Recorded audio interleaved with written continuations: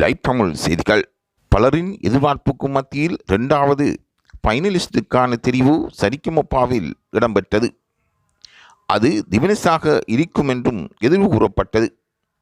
ஆனால் அந்த கனவும் கலைந்திருப்பதாக ரசிகர்கள் கூறுகின்றார்கள்.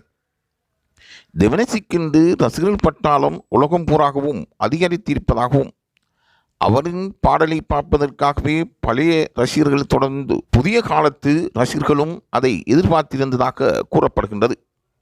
திவினஸின் ஊர் மக்கள் அவருக்கான வாய்ப்பு 2வது தரம் கிடைக்கும் என்று கூறிக்கொண்டிருந்தார்கள். ரசிகர்களும் இசைப்பிரியர்களும் அதையே விரும்பியிருந்தார்கள்.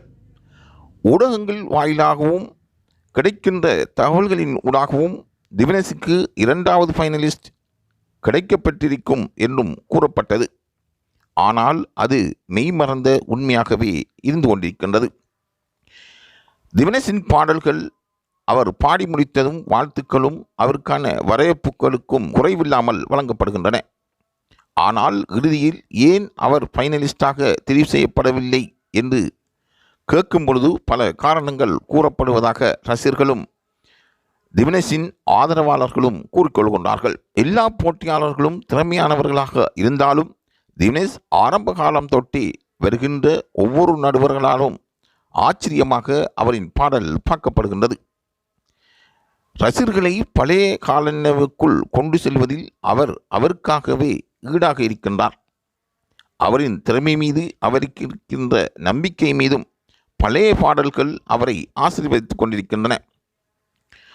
பழைய பாடகர்கள் அவருக்கான ஆசீர்வாதத்தை வழங்குவதாக ரசிகர்கள் நம்பிக்கொண்டிருக்கின்றார்கள்.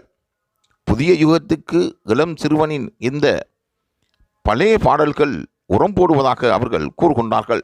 இருந்தாலும் இறுதிச் சுற்றில் முதல் ஃபைனலிஸ்டாக வர வேண்டிய திவினஸ் 2வது ஃபைனலிஸ்டிலும் இல்லாமல் இருப்பது கவலையளிப்பதாக ரசிகர்கள் கூறிக்கொள்கின்றார்கள். ஆகவே இதற்கு சரியான முடிவு என்ன என்பதை சரிகமபாவின் மத்திய குழு ஆராய்ந்து சரியான தீர்வை வழங்க வேண்டும் என்று லைவ் தமிழ் செய்திகள் கேட்டுக்கொள்கின்றன.